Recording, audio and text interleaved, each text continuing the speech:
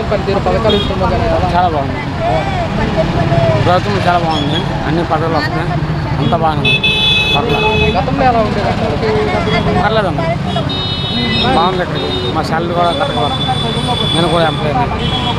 ఈ పని అంటే మాత్రం బాగుంది. ప్రభుత్వం చాలా బాగుంది. పవన్ కళ్యాణ్ గారు చిన్న కుమారుడికి మొన్న ఆయన మా అన్నయ్య గారు, ఆయన ఆశ్రమం గారు, ఆయన మా అన్నయ్య. పవన్ కళ్యాణ్ అంతా మేము చాలం. ఆయన మా అన్నయ్య గారు అన్ని జిల్లాల్లో ఆయన కాళ్ళు లేకుండా అక్కడ బయటికి వెళ్ళి చాలా చేశారు. అన్నం కూడా తిన్నాడు. ఆయన చాలా మంచివాడు.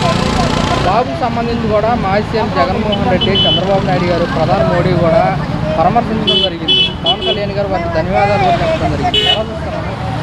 పవన్ గారు చాలా మంచివాడండి. ఆయన మంచి ఆత్మ.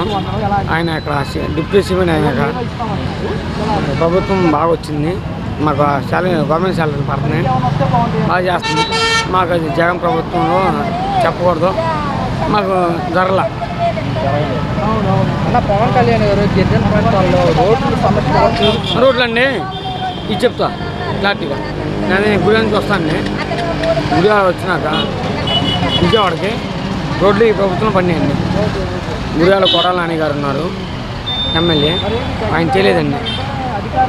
అధికారులు అక్కడ చేసినప్పుడు అది చేయలే.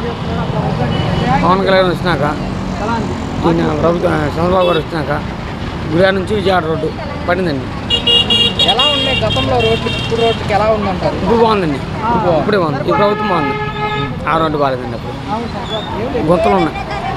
గుంతలు బాగున్నాయి. అప్పుడు పళ్ళు అసలు ఇప్పుడు పని. నా పవన్ కళ్యాణ్ గారు గెలవక ముందు ఎలా ఉన్నారు? మాట శైలి కానీ ఆహార శైలి కానీ ఎలా ఉన్నారు? ఆయన గురించి మాట్లాడిన రాశాండి. ఎప్పుడైనా మంచోడండి. ఆయన టెలికాస్ట్ చేసిన బాగా ప్రభాకర్ గారు మంచోడండి. అయినా ఎప్పుడైనా డైరెక్ట్గా మాట్లాడు. Face to face. ఎవరికి దొరకడు. ఎవరితో బాధపడదు. మాట అనిపించుకోడు. మంచోడండి. మంచోడంటే ఇక ఫిక్స్. ఇక ఛాన్స్ అన్న ఇక పేరు ఉండిద్ది.